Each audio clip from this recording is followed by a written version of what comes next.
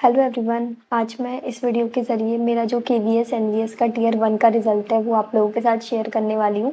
तो कल ही अपना केवीएस एनवीएस का टियर 1 का रिज़ल्ट आउट हो चुका है। जो जो स्टूडेंट्स टियर 2 के लिए क्वालिफाई हुए हैं उन सभी के लिए कॉन्ग्रेचुलेशन सबसे पहले तो। और मेरा भी टियर 1 क्वालिफाई हो चुका है। नंबर मैंने आपको मेरे पहले ही बता दिए थे जब आंसर की आई थी, तो मैंने आंसर की से अपने आंसर्स मैच करके आपको मेरा स्कोर बता दिया था। 217 हो रहा था उस वक्त, और फाइनल जो स्कोर कार्ड कल आया है उसमें भी 217 ही हो रहे हैं।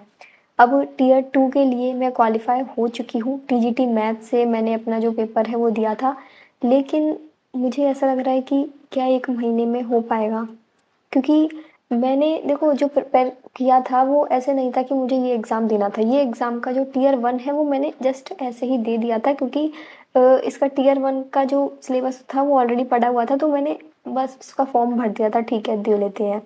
ऐसे कोई प्रॉपर माइंडसेट नहीं था कि मुझे ये ही एग्ज़ाम आगे तैयार करना है, क्योंकि ये जो इसका पेपर था 11 जनवरी को टियर 1 का, और मेरा 18 जनवरी को रीट मेंस का पेपर था। आई एम फ्रॉम राजस्थान, तो राजस्थान का जो रीट थर्ड ग्रेड मेंस का पेपर है उसकी मेरी तैयारी चल रही थी उस वक्त, इसलिए मैंने इसका टियर 1 भी साथ साथ में दे दिया। तो 11 तारीख को मेरा टियर 1 हुआ, फिर 18 तारीख को मेरा रीट मेंस हुआ।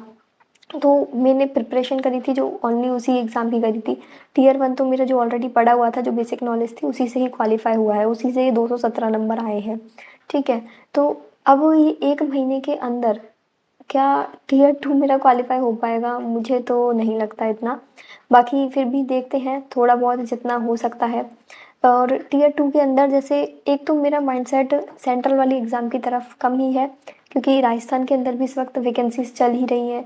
तो माइंडसेट यही है कि राजस्थान के अंदर जब वैकेंसी आ ही रही है तो उन्हीं की प्रिपरेशन करके उन्हीं पे ही फ़ोकस करूँ। क्योंकि मेरा माइंडसेट हमेशा से यही था कि मुझे मेरे स्टेट लेवल की ही जॉब की प्रिपरेशन करनी है। सेंट्रल लेवल का तो चलो ठीक है, मैंने भर दिया कि वैकेंसी आई है तो एक बार इसका भी एग्ज़ाम दे के देख ही लेते हैं। लेकिन इसमें जो डिस्क्रिप्टिव वाला पोर्शन है ना, उस वजह से मुझे इस एग्ज़ाम की तैयारी करने का मन नहीं कर रहा था, क्योंकि ऑब्जेक्टिव वाले तो चलो फिर भी कर ले, लेकिन डिस्क्रिप्टिव के लिए फिर अलग से प्रिपरेशन करो लिखने की। तो वो चीज़ सोच के फिर मैं आगे इसको कंटिन्यू करने का मेरा मन नहीं कर रहा था। बट अब मुझे पता था ये चीज़ भी कि टियर 1 तो क्वालिफाई हो ही जाएगा, लेकिन टियर 2 के लिए वो एक जो होता है ना फोकस कि मुझे क्वालिफाई करना है, वो वाली चीज़ पता नहीं आ नहीं पा रही थी अंदर से, क्योंकि सिर्फ वो सब्जेक्टिव वाले पोर्शन को देख के।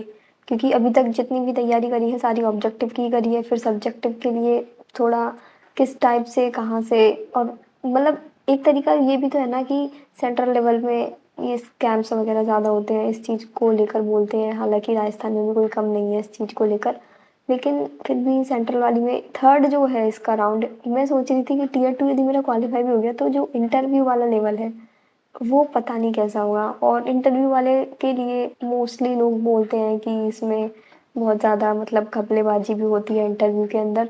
तो इस वजह से मेरा इसकी तरफ इतना माइंडसेट नहीं था कि मुझे केवीएस एनवीएस वाली वैकेंसी ही तैयार करनी है। मेरा माइंडसेट यही था कि मुझे राजस्थान वाली गवर्नमेंट जॉब की ही प्रिपरेशन करनी है, मैं उसी के लिए ही तैयारी अभी कर भी रही थी।